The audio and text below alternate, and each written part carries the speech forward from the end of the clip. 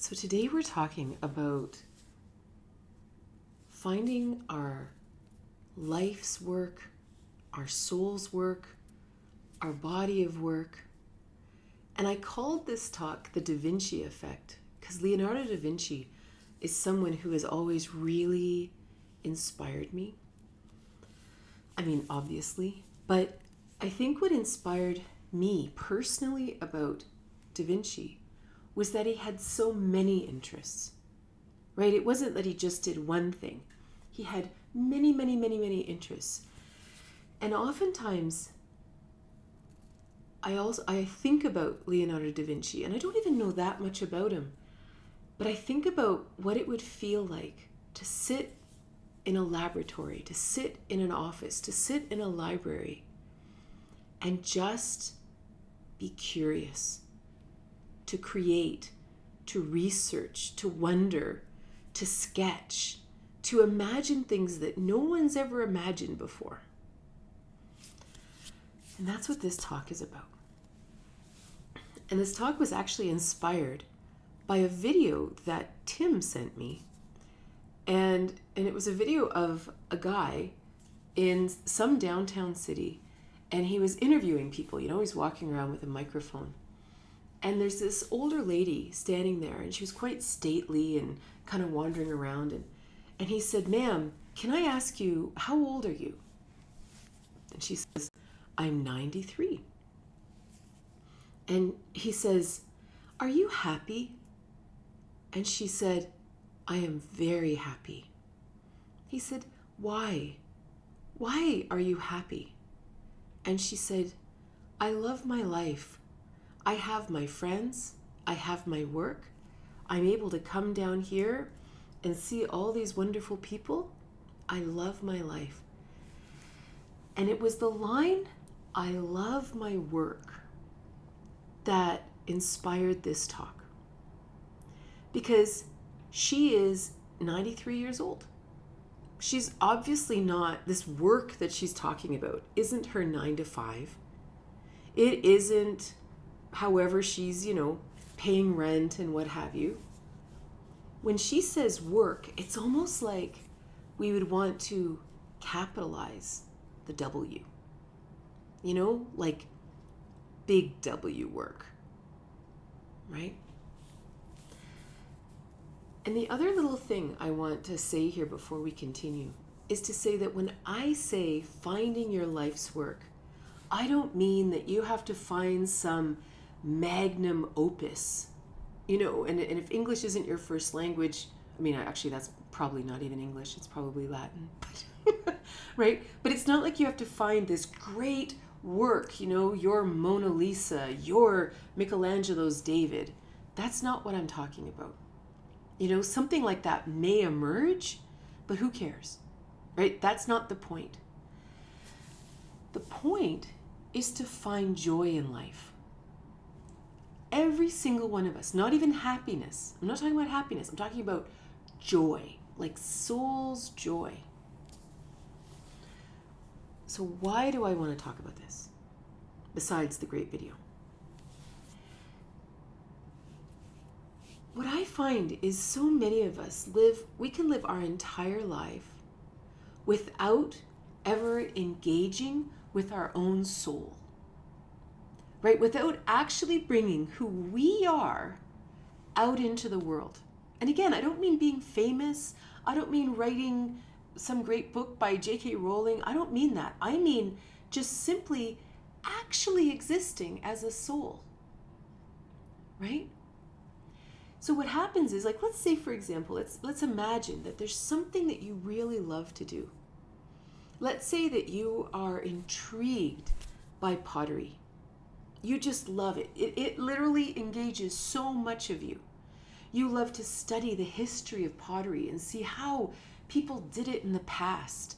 You love to see the different ways people fired the pottery and painted the pottery and finished the pottery, and how some people use the pottery wheel and some people do it with their hands, and all these different things. And then you actually do it. You actually have a place in your home where you dive into the pottery, and maybe you even have a group that you learn about pottery with, and maybe you go on pottery retreats, and you're kind of always in this inner intrigue. And when you're creating the pottery, it looks like you. You know what I mean? It doesn't look like your face. It looks like your soul. It's specifically about you. You're not doing pottery the way Bob does it, and you're not doing it the way they do it, and you're not doing it the quote right way. You're doing it the Katrina way. You're doing it the Mary Beth way. You're doing it the John way. That's how you're doing it. And every day you're doing this, and it just fires you up. Like your soul, it's almost like the reason that you're alive, the reason that you even came to earth, every day gets tickled. Every day you get to go, ooh, that's a neat idea. I wonder if you could do that. That's fascinating, right? So let's say you had something like that. It's anything, and we'll talk more about what those could be. Or actually, let's talk about if you don't have something like that for a moment. So then what do we engage with? We engage with our romantic partner, and that person becomes all of our spare time. It becomes all of our focus. It's the one place that maybe our soul is engaged, right? Maybe it's work. Maybe it's what you do for a living. And there can be overlap here, obviously, between your soul's work and what you do for a living. But let's just separate them out for now. So maybe your entire life is about making money, financial success, political success, social success, whatever. Your whole life is about that, right? Again, you're kind of applying all your soul's energy, maybe not your soul, but all your soul's energy into that. Or maybe it's raising children. Everything you are is poured into the children. What happens when that changes? What happens when the relationship ends? Where are you left? Floating. It's like you don't even know what to do with yourself. You're just lost. Why are we lost? We're still here. Our whole human being is here. And I'm not saying we don't go through a grieving process and all that. I mean, there's natural times to grieve a loss. But why is our soul now offline? Why are we literally lost in space? Because we had no part of our life that actually was our soul's engagement. Now imagine you have the pottery. So maybe this person you split up, or maybe they pass away or something like that. And initially you're heavily grieving. So you don't want to do pottery, you don't want to do anything like that, right? But then you go through the healthy grieving process, and then bit by bit, you start to look into your pottery room, and you start to have the desire to create again. And you start to create a little bit more, and a little bit more. And your soul is back online. What do you do if you don't have that? Well, you might go back to the person, even if it was toxic. You might desperately try to find another person to fill that void, and not even caring really who they are or what they're like, because you just need to fill that void because your soul is screaming for something. How often do we lose a job, or do we retire, and we're literally sitting there looking around going,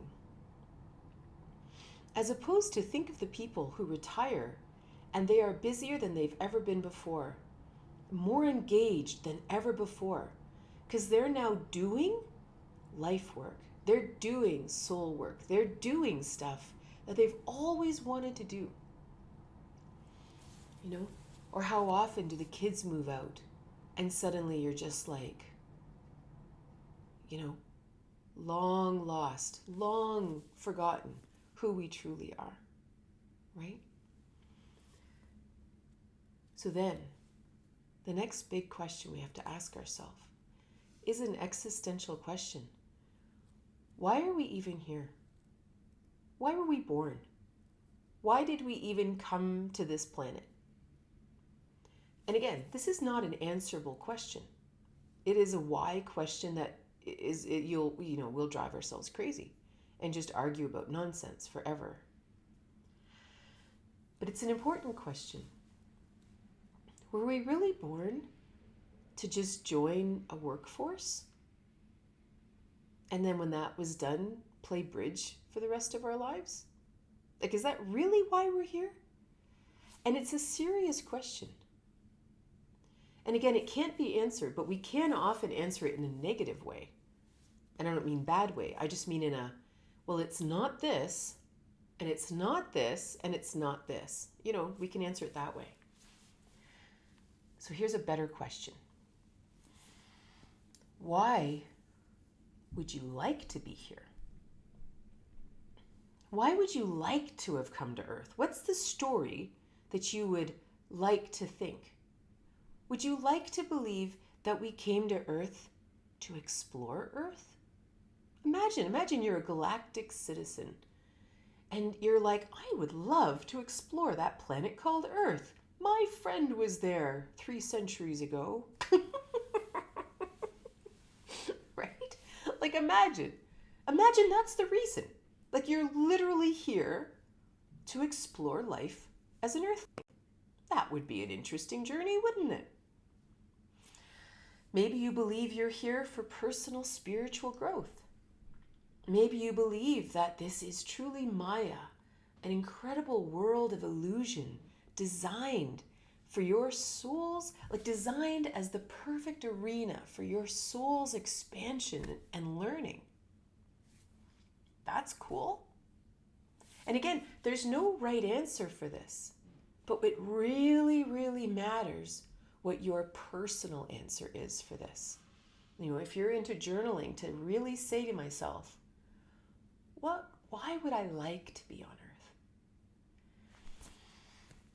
Because this, whatever that answer is, will define how much passion you have for this idea of finding your life's work, finding your body of work, finding what makes you feel alive and passionate about being here. Right? Maybe deep down you believe you're here for punishment. Maybe you believe that maybe you've got life karma and who knows what, that you're just literally, you know what? My life sucks and that's what I deserve. Right? Like maybe that's, and then maybe everything you do is hard. Everything you choose to do is hard. Every relationship is hard. Every job is hard. Everything is hard. Because deep down, that's what you believe. And there's nothing wrong with that, right? I'm not saying that it's wrong. I'm just saying it's interesting to ask ourselves the question. Because, for example, if that is actually why you think we're here, then this talk is nonsense, right?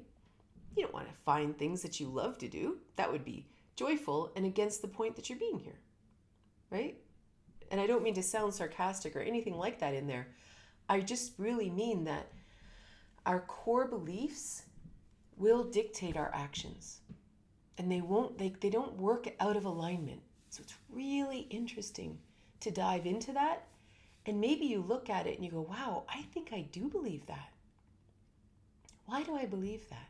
And you go a bit deeper and you go a bit deeper and you realize, okay, I can release all that. Maybe I can just be here to explore joy or explore love or explore who knows what. Who knows why we're here? So, going forward, I'd like to define what I mean by this. What could this mean? What kind of work are we talking about? Well, there's 2 big pieces that are really important, whatever it is. One, you are really intrigued by this. Like you have a personal interest. Is there something in you that is sparked about it, right? And it can be very, very small or very, very big. Like this morning, we got this new soap and it's lovely and it's herbal and it's got cool like exfoliating bits in it and stuff. And every time we have a shower, it's like, this is the best soap ever. Like, this is like, you don't want to stop lathering yourself because the soap is so awesome. It could be simply saying, I wonder how they make this kind of soap. I wonder if I can do soap that's specifically what I would love to do, like with smells and scents and things that I would love to do. I would love to do that. It can be as simple as that, right? It doesn't have to be quantum physics. It doesn't have to be how to cure world hunger. It has to be something that actually in this moment has some energy of its own, right? That you're not efforting to like it. You know what I mean? So the first thing is you personally have to have an interest in it, personally. And I keep repeating it because the world we have lived in, I don't believe it's the world we're moving into, but the world we have lived in, even our ideas were placed inside of us by other people. Here's what you should be interested in. Here's what's worthy of your time. Here is a useful skill. Here is something that, whatever. And it can be ideas from school, our family, our society, our church. It can be from books we've read. It can be from teachers. Here's what is worthy of you to think about. Oh, don't bother with that. That's nonsense. Why would people already do that? Why are you thinking about that? Right? So it's very interesting to actually say, what am I interested in? And we don't even have to have an answer right now.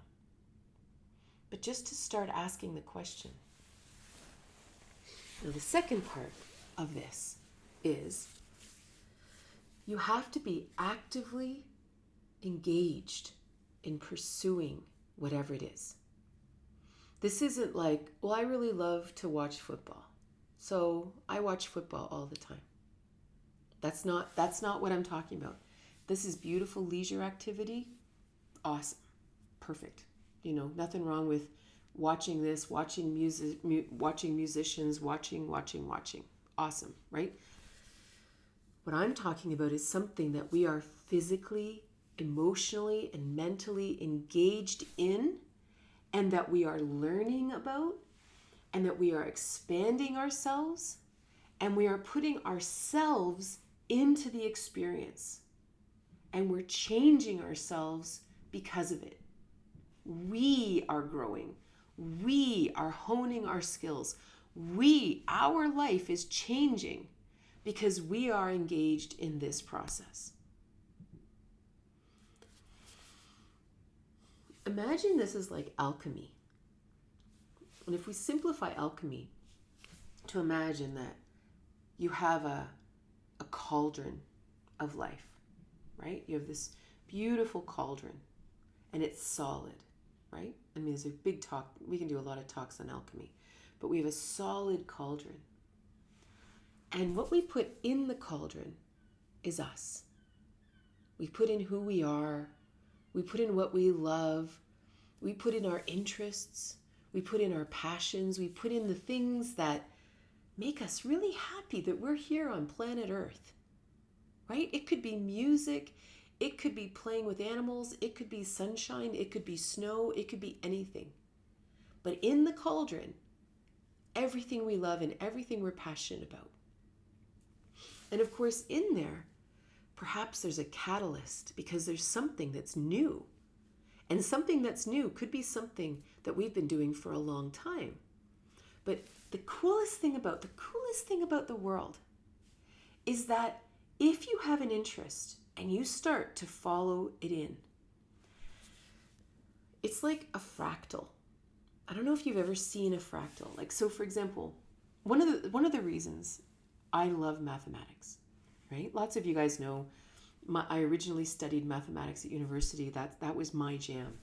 And people would often say, like, how can you study mathematics and then teach spirituality or tantra or any of these things or yoga? But mathematics is a philosophy to understand the world. It isn't arithmetic and calculus. These sort of are tools you can use within trying to understand the world and mapping the world and all that kind of thing. But mathematics is a way of actually looking into the world and saying, I see a pattern here. Don't you see this pattern? You know what? I think I can map this pattern. I think I can map it with numbers, and numbers are a very pure science, right? So, for example, one of the ideas that mathematics has brought to us is the idea of a fractal. And if you've never seen a fractal, what a fractal is a pattern that repeats itself inside itself, right? So it's kind of like you go in, and let's say you see this crazy,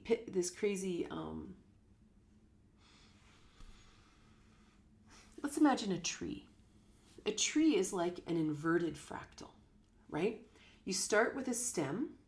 The stem branches into branches. Each individual branch branches into more branches. And then those little branches branch into more branches, right? So there's all these repeating patterns in a tree. So by the time let's say you flew above the tree, you would look down and say, oh, isn't that interesting?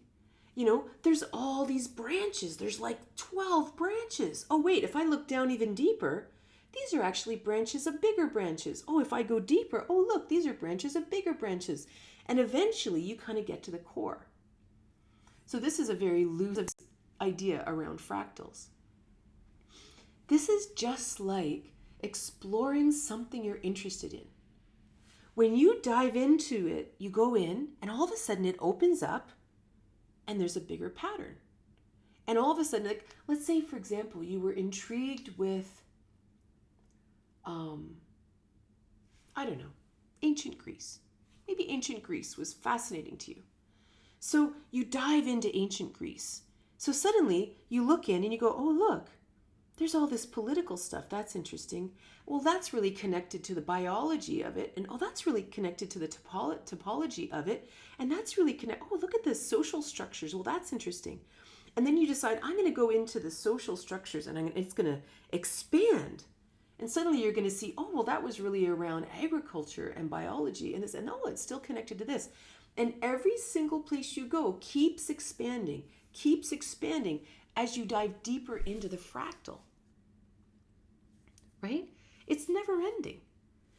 And so even if you've had an interest ever since you were young, if you're still intrigued by this, it's just never ending. You just keep going deeper and wider, and then you dive over into this one, and you dive over into that one, and you're constantly expanding, right?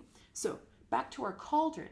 Inside the cauldron is also an interest, a spark, a something, right? It's something that's like, this is interesting. Boy, would I ever like to explore that? And so this is an alive thing in the cauldron, right? It's an alive thing. So now all of a sudden, this alive thing is in the cauldron with everything that you are, and then there's a fire, right? There's heat. And the heat is your passion for living. That's what the heat is. It isn't stress and junk and life. It can be. That's a whole other discussion of alchemy. We're talking about creation. We're talking about being passionate about life. Well, you know what fuels that? Passion for life, right? That's what it is. It's the passion of that little seed that's inside of there that's like, I would love to explore that. That's so interesting. And the more we go into it, and the more the deeper we go, the cauldron starts to turn. And it can be anything. Let's say you've always wanted to find inner peace. Maybe you've had a really difficult life. And you're like, you know what? I want to explore inner peace. That's what I want. So you go to a yoga class. And you're sitting there and the teacher is telling you how to breathe, and you're breathing and everyone else is breathing. And all of a sudden you kind of look up and you look around the room and you think to yourself, wow, I've never been around this many calm people before. And it starts to change you in the slightest, most gentle way. And you just look around, and suddenly this world that we lived in that was so stressful and full of anxiety and full of fear suddenly just changed. And this is still real life. This isn't a a movie. And you're like, well, this is interesting. So you go home and you start looking into yoga. Maybe you look at the history of yoga. Maybe you look into the different teachers of yoga over time and the different styles of meditation. And all of a sudden, you find that there's an art of living group that studies Paramahansa Yogananda, and you decide to join that group and start to study the philosophy of it, right? And it just grows and grows and grows and grows. But you first have to have the passion, the desire. And sometimes we're missing that. And sometimes we need to allow ourselves to have it, right?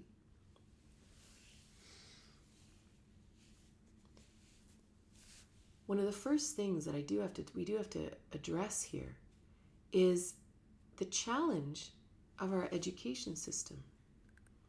Because in many ways, our education system formed a lot of our ideas about learning and what life's all about. And it formed us in a time that we were the most formative, right? And so all of a sudden, what we have to do is we have to look at what was the goal of school. And I'm not going to, this talk isn't about education, but predominantly, I mean, on a good side, we want to learn how to read, write, do arithmetic, the basic stuff. Maybe it's a bit of socialization. It's a place for the kids to go while parents are at work. There's a lot of really functional and really reasonable reasons to be there. But if the curriculum at large is actually designed to fit us into the workforce. This is, I'm just speaking of Canada and the US. Mostly I can't speak for any other country. Lots of other countries are very progressive and have very different ideas. But here, it's really about, where do you fit in the workforce? Are you a factory worker? Are you going to become a lawyer or a doctor? Are you going to be a teacher? Are you going to be a what? Very, very focused in the workforce. So then all of a sudden, everything we learn has to have a reason. It has to give us a marketable skill. It has to advance us in some way. But very seldom did it ever have anything to do with being human. If we go back to our first question, like, why do you think, or why would you like to be here on planet Earth? Did school prepare us for that journey? Or did it only prepare us to be slotted into a workforce? And the reason I want to bring that up is because we may have a lot of our ideas from that space. And for many people, school squashed our desire to learn and the faith in ourselves to explore from a soul's place, right? We learned that I have to learn the geography in a way that's going to make you happy because you're the expert. You give me the right books to read. I will explore it, and then you will test me on my knowledge. Everything is externally based. But this life's work, you have to take that and invert it. You have to completely flip it. In your life work, there is no expert. No one in the world knows better what your joyful path is. Nobody. And it doesn't matter how you did in school. It doesn't matter whether you think you're smart or not or whatever. It doesn't matter. Your life work can only be decided by you, right? Now within that, you might decide that that person over there is an excellent craftsman. I would love to apprentice under them. Genius, right? Of course. This is part of it. This is how we pass along brilliant teachings from one generation to the next, right? It isn't that we have to be self-taught everything, but we are engaged in saying, I would love to learn pottery from that person. I would love to learn Spanish from that person. And we can even learn from Gaia or from Insight Timer or from whatever. We can learn from other people. But they are not the point, right? You're the point. You're the one learning. You're the one actually creating the things. It's like they say that when you read a book, 50% of the experience is the reader. Which is why it's always dangerous to tell people that, oh, this was my favorite book. This book changed my life. Because that other person is them. 50% of that experience is going to be them. So, I mean, I can read a book and they might say one little thing and my mind will go off into a million directions and it'll just like shake me down and I'll have all these realizations. And then I'll come back to the book and maybe I'll keep reading, or it'll just become one of those books that I read the 3 pages I needed and it just sits by my bedside forever. But then I'll tell you, oh, I read this book. It was so mind-blowing. It changed my life, right? But it doesn't necessarily mean it's going to change your life. It just happened to answer the question I was looking for, right? And it's the same when you're learning from other people. Whether you're learning from a documentary, whether you're learning from a craftsman, whether you're learning from any teacher, you are the point. It is not about impressing them. It is not about them thinking you're the best apprentice they ever had. Again, we come back to this galactic soul coming to Earth saying, wow, electricity, hey? Well, that would be fun to learn. And you go and apprentice under an electrician. And you learn how to wire things, and this is fascinating. But you learn it for you. And then you go out and you do cool things with it. Right? And this is a very interesting thing because, we talk about having discipline in life, right? And discipline comes from the word disciple. And disciple is when you actually look at something and you want to become a disciple of that topic. So this is where you decide, you know what, I really want to explore music and I am so drawn to piano. I love everything about piano. I love the sound of the piano. I love the feeling of my fingers on the piano. I love everything about piano. Piano is going to be my discipline. And so every day you expand yourself and you practice the piano and you learn about piano and you do all these different things and it becomes my discipline. And people will say, oh, well, she has an excellent discipline. But we've twisted it into this thing that we've now forced. Like every day I force myself to sit down. There's no joy in it. Imagine instead you're like, well, I wouldn't miss it. Why would I not play the piano? This is my discipline. This is what I love. This is my point of expansion. And again, the beautiful thing is to play piano your way. Right? Sometimes people say that you go away and you can learn all these wonderful things. But you really start to play when you forget everything you learned and you do it your way. To be able to sit down for me, I've never figured that out in piano. I love piano and I've taken lessons in piano. But I haven't figured out Katrina's way of playing piano. That's an interesting exploration. Imagine you just love color and paint. So you take all these lovely courses and learn all kinds of tricks of the trade. But then you go home and you sit there and you're like, but how does my soul paint? To actually be unique. It's funny, we were driving the other day and we drove by this house that had all of these big colored balls all around the house. And I looked at it and I thought, at first glance, I thought, oh, they must have had a child's birthday party or something, right? But then I looked at it better and I realized, oh, it's decoration. It was their choice. And it was fascinating to me how quickly judgment rose in me. Like, well, that's weird. Like, that's weird. And I thought, weird. Why is it weird? It's like you can walk down my street and it's a quiet little street with little houses and their gardens and their lawns and their driveways.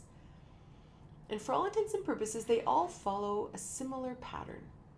They're not identical, but there's something homogenous about them, right? There's something that I'll air quote normal about them all.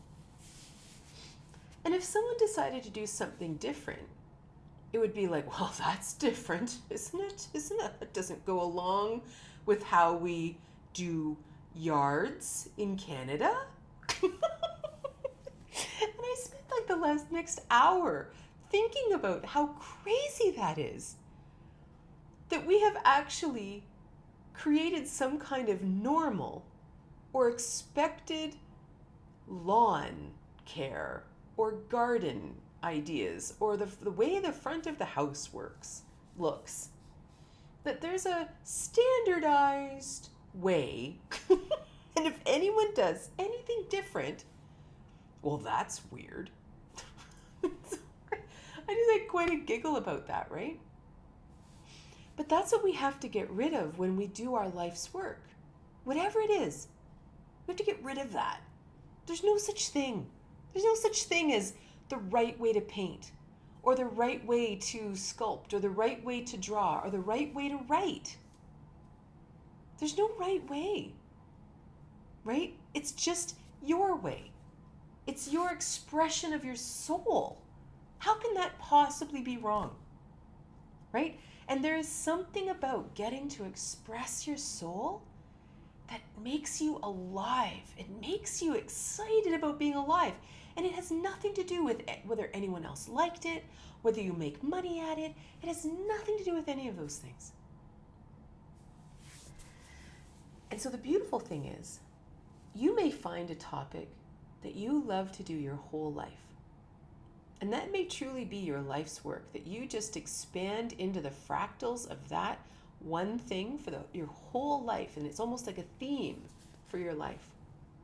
Or maybe there's something you really love to do, and then you discover, and I like downhill skiing, and I also love, painting, like the calligraphy and creating Chinese characters, and you love diving into the philosophy behind the Chinese language. You don't have to have one thing.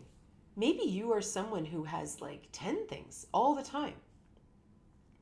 So the question is, what engages all of you? What single thing engages all of you? Or what collection of things engage all of you? Because when we feel fully engaged in life, what else is there? Right? And then, when we have a romantic partner, they join in the gang. They join in. They may not join into your life work. They have their own life work. But you get to have a beautiful romantic experience with someone. Maybe you have children. Maybe you have friends. Maybe you have work that pays your bills. Maybe your work overlaps with your passions. Who knows? Right? We get to define this. So what I would love to do right now with you guys is I would love to brainstorm all of the possible life work that you personally either do right now or would love to do. Not just anything. I want to know what you personally love to do, what lights you up, or what you would love to do. And I'd like to share that with everybody. Because I would love to know, because sometimes we just don't know. So I would love to know. Painting, writing, bringing glow arts to neurodiverse populations, painting and writing, sing and play music, cook and bake. Scary, but to create a podcast. Brilliant. Play music, singing, nature photography, meditating, mediumship, I love being a school counselor and psychologist. I hate the paperwork. Philosophy, cooking, making art, reading, writing, nature, gardening, running, coaching kids. I am a Special Olympics track coach and my athletes light me up. Traveling to other countries, Japanese antique scroll paintings, study and paint it. Cooking from the garden. Spending time in nature, dancing, cooking, writing, creating. Having art retreats on my property and in Europe. Sacred circles. Write a book on women's history. Plant-based coaching. I love reframing my family's mindset from negative limiting beliefs. Dancing, music, learning, soul diving, loving, cooking. Learning about so many things. Doing my psychic medium readings. Dancing and singing, gardening, playing, teaching groups of children, plant medicine. I am building a small retreat center by the river to provide sacred space. Saving and finding new homes for abandoned animals.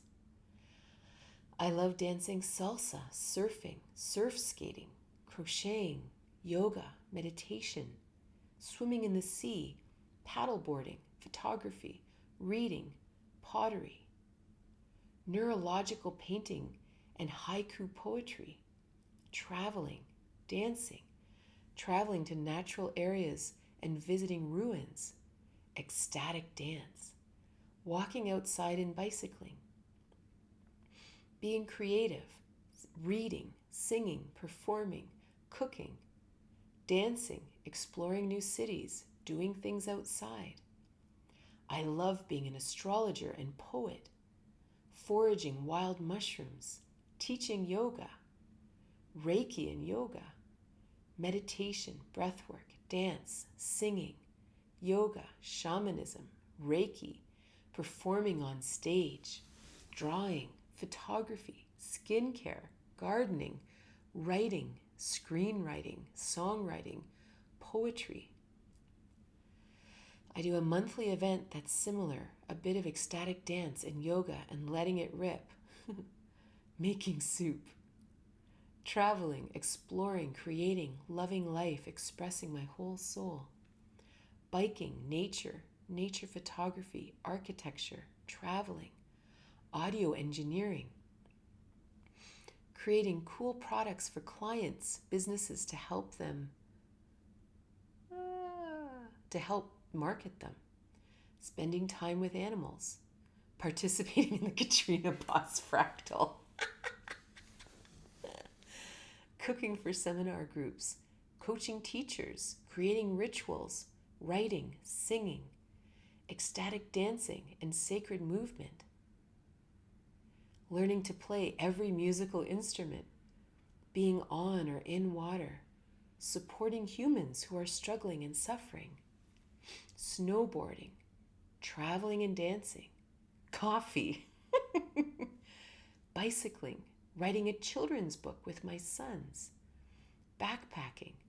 I would love to create a free place for music, Reiki, fires, drumming, astrology and numerology. Exploring new places, Katrina's talks and sessions on insight. Belly laughing with my teenager, van life, body strengthening and healing, traveling solo. I love mentoring. Oh yeah, soup, which is a metaphor or a euphemism for a little something something. Getting into my body, combining my work as a physical therapist with the meditation and inner self child healing I've done.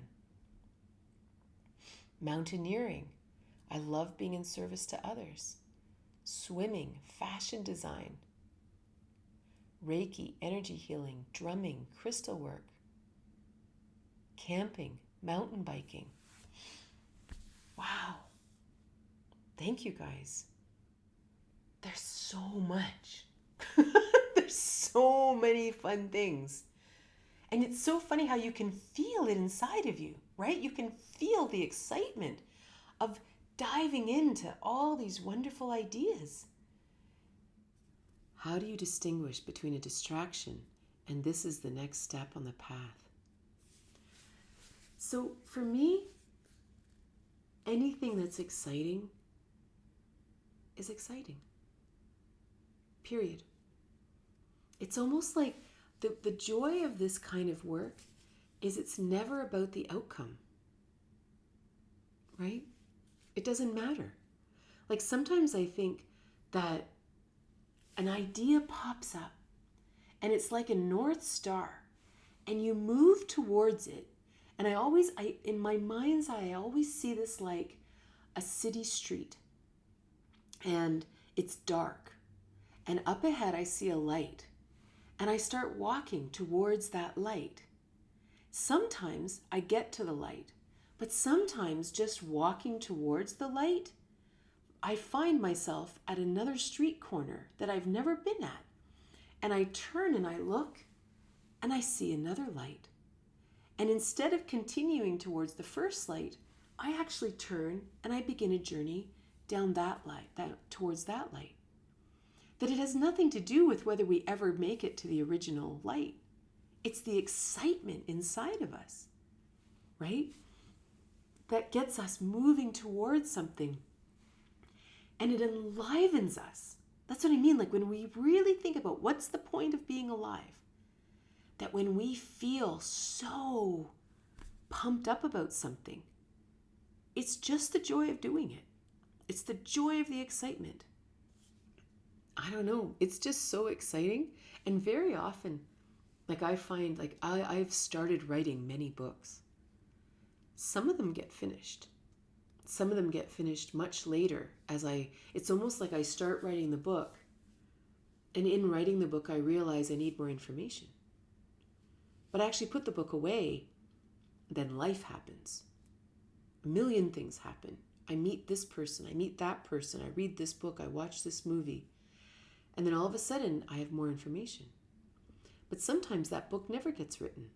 But it was really exciting in the meantime.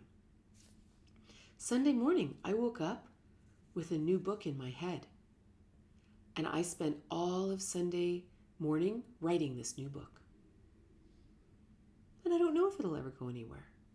But wow, was it ever fun to feel the flow of inspiration and get it all out onto paper.